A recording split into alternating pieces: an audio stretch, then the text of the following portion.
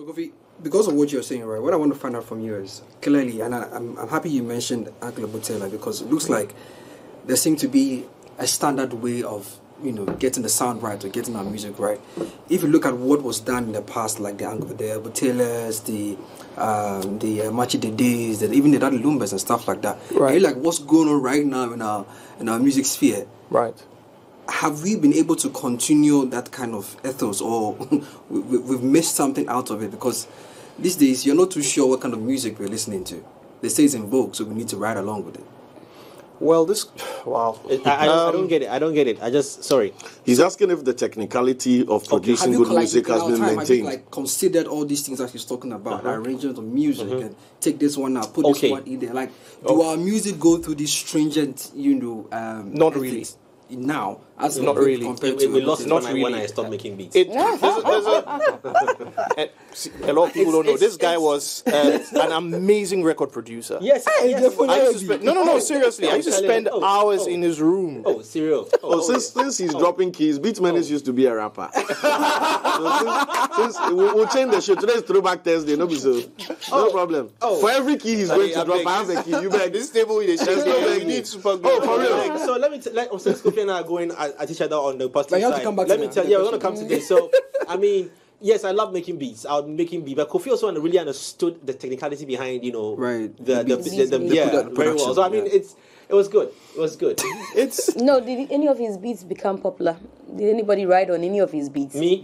Yeah. Lots of people. I mean, no, I mean, the beats, they didn't get to that level. Why social? Commercial level, you mean? Yeah, commercial level. Why social? Is it why? I want to stop. You want to my friend, go fire. You see, so anyway, like you were saying, it's a slippery slope. Why? Because I think there's some good in what's happening right now, because there's an ease and an immediacy that comes with being empowered and having what it takes just to express a creative idea. I don't think that should be replaced. I think that's a very empowering thing. However, I do not think we have the same set of skills. Okay? For instance, there's a popular opinion. It's fact, actually. It's not just popular opinion that recorded music quality in Ghana has reduced, generally speaking. Drastically. Right? Which we are going to in the broad scheme of things. There's a huge role engineering, or the lack of professional engineers have to play in that. But there's also an important role that we do not speak about as well. The role of an arranger as part of the production process. Let me explain this. If you take a symphonic orchestra, for instance, sometimes you can have as many as 250 musicians, right? Each person with an instrument playing at the same time. It sounds less cluttered than a typical Afrobeat song that has just 8 instruments. The difference is arrangement, knowing what to play, how to play it, and when to play it. That's the difference. And this is stuff you need to learn. If not, you're going to have just fewer instruments that are fighting for the same space. Sound and clash. So when it gets to mixing, you now have to sacrifice something to let something stick out. And Kofi, if I can just add to what he's saying, that you realize that on and I remember when we're talking about Bisake Day, right? So we're going to perform in Ivory Coast, and we're doing rehearsals, and then the band we had hired. So when we went into the for rehearsals, was this a Ghanaian band? Yeah, Ghanaian band. Okay. Yeah. Now when I entered the room, everybody was playing. Because it's a live band. So everybody, drummer, trumpet, keyboardist, the guitarist, everybody, bass guitarist, everybody's playing. I said, guys, stop. Stop. This is noise. Because if we do not try to, re-engineer the music for a performance, a live performance. Yes. And we are not sure of the guys who are going to be doing the mixing in Ivory Coast for us. The guy behind the board. We would have a very terrible output. So if he's not familiar with your sound, yes. Who doesn't know your sound? Yes. So let's go back and re-engineer this thing and have everybody play so we have organized chaos. And I realized that this is a problem that we even have with our live performances. It's the perception, Jay. That's the role of a music director. Yeah, exactly. To what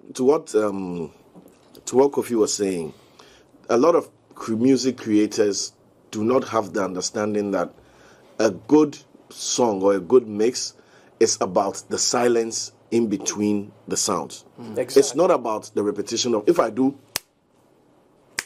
and I do, it's the silence in between these clicks that creates the rhythm. If I do, and I wait 1 minute before I do another one, there's no rhythm. But if I do, it's the silence in between that creates the rhythm. So when you are creating a good rhythm, it's about how much of the silence you can manage between meaningful instrumentation. I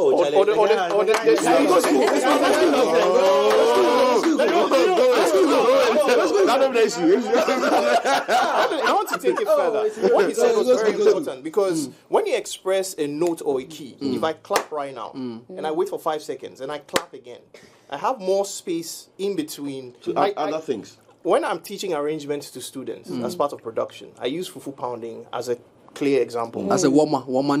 Yes. Wow. When you go to the chop bar, Charlie, sometimes you see 3-4 sweaty guys pounding their lives away. But you never go to Kolebu to find a lady with smashed hands. Because they are listening to the silence. They are working with the moments of silence in between the hits. And that's arrangement. Everybody should have their space in pocket. So do you think it's an issue of like some of our producers being lazy to? The knowledge is out there. I think it's knowledge, but we also lack critical listening. An integral part of your pursuit of when you want to train to become a proper musician or a record producer or an engineer, you have to learn how to do something known as deep listening. Okay? Because if I clap 1, 2, 3, 4, 5, 6, 7, we have issues with each time I clap, each instance of the clap, right? But even in between the instance of the clap, you have a tail. There's some air. There's a decay. The tail is what the producers extend using reverb. Exactly. So when it's and then they extend the tail to If you listen carefully, when I clap, you hear there's a slight tail for a few milliseconds. Yeah. So imagine having 8 instruments playing something. It's noise. The tail is what creates the noise. But what African musicians have done now, or producers have done now, is that a lot of our songs are heavy on reverb. Right. So in their mix, hearing that cacophony, they use reverb as like a band-aid. So the thing is clashing, but when you put reverb, it's to sustain. It sounds like Oshedan. When the song ends, every day. No, if you listen to Michael Jackson mix, right? I keep saying that Michael Jackson, Whitney Houston, Mariah Carey, these are the standards. If you play me a Michael Jackson hit and the song ends at 3 minutes 15 seconds, the song ends. Despite the fact that you hear the reverb in the voice and the instrumentation, play any of your favorite song, Ghana, Niger. Make the song end. Count how much of the remnants of unattended tails and reverbs. No, not the ones that do it on purpose. So there are songs that do it on purpose as the styling. Right. But what I'm saying is that it has become a default. When I can't fix a mix, make a throw small reverb on it. on it. So on the average African playlist, reverb is the constant, even for songs that should not. More delay. Don't use reverb. More delay. Yeah, the part where I talk, put the, and it's a constant thing. It's become a flex. It's become an additive, which it shouldn't. You get what I'm saying? Is it a reverb that now our sound begins or seems to sound as though somebody is always constantly echoing? Yes. I don't know. Is that a reverb? That is it. They never see me. Coming. The time they are saying, no, you're coming. Is that because I don't know whether it's a new style now. It looks like almost that's every what I'm song. saying. That's what he's saying. Okay. That's what you're saying. You see, when they say they never see me coming, there's coming. If you increase the gain on the software, right, you hear the coming.